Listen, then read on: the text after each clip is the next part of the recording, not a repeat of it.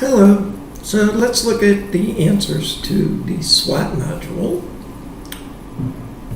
These answers are staggered by intersections of cells. So we always say, what's going on in the cell, and then ask a couple of questions about it. So the first cell that we are dealing with is the intersection of strengths with opportunities.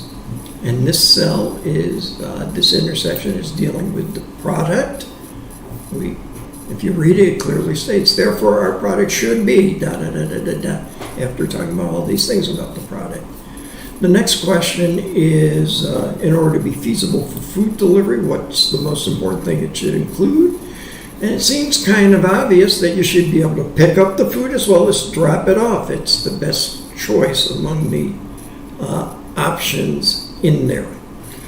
When we come to question 3, we're looking at safety. Safety is obviously important, and both these means of enhancing safety are not very expensive, so it probably makes sense to do D, which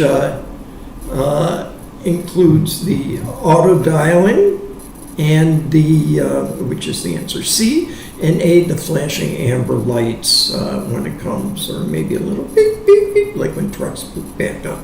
So people are aware of those things, meaning look out. The next set of questions, starting with question 4, deal with strengths and threats.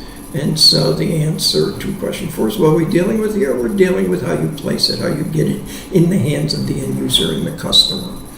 And when we talk about shipping, well, the answer for 5 is B, because as we see when we read the SWOT, it's expensive to ship these things, and it is not a good way to do it, and they're very large. So there's a surcharge for shipping by air.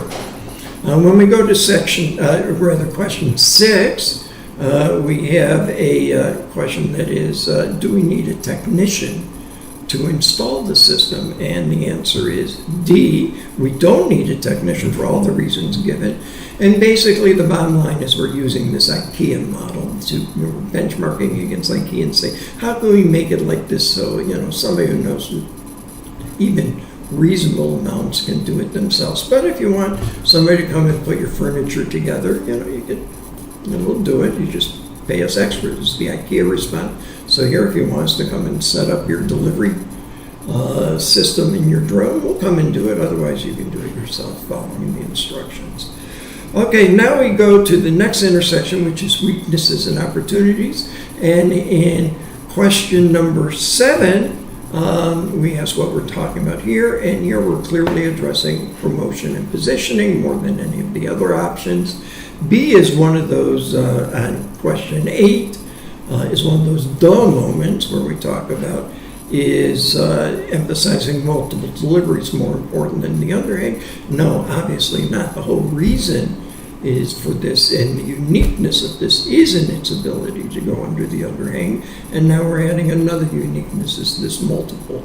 But we've seen, if you go look in the literature, there is discussions of multiples and other people who are working on that as well, and how you pick up and deliver. In fact, we saw that, I believe, in one of the patents in that exercise, freedom to operate. So, and in competitive advantage, possibly. 8 is B, so that's the answer to that one. 9, the answer is also B, and what we're revising in this is the factor that says we don't have any IP. That's a weakness, but actually we do have an IP. The code itself is copyrighted probably, so there's an IP. You can't look at the release mechanism because that's the vendor's IP, not yours. When you buy it, you get a de facto license to use it.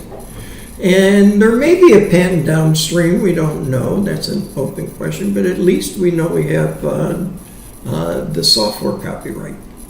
Okay, so now we go to the final intersection, weaknesses and threats, and we're talking about, in question 10, C, which is the price. And while this does not set a specific pricing, it talks about how we're going to price, and it talks about pay per use or pay as you go. And that's very attractive for a variety of reasons, which you can find by web searching. They're listed there. All of those are listed there, and that's a D. So 11 is D. And finally, 12 is also D, which is to say the worst way you can think about this is to listen to your gut instincts and not even go out and do any research at all. That's like drinking your own Kool-Aid, using yourself for a lawyer. The only time you can sit around and contemplate and think about what makes sense as your primary mechanism is if you have been in this business all your life and you have all this know-how you're reflecting on and you're thinking about how to leverage that. And even then, it makes sense to go out and get more data and just don't rely upon your own instincts. Okay, we're coming down to the end of the course. The last module deals with net present value. And net present value is all about cash flows and risk. So, risk is when you have something that can go wrong that will cost you more, or create delay in longer time, or create some consequence like blowing up that is highly undesirable.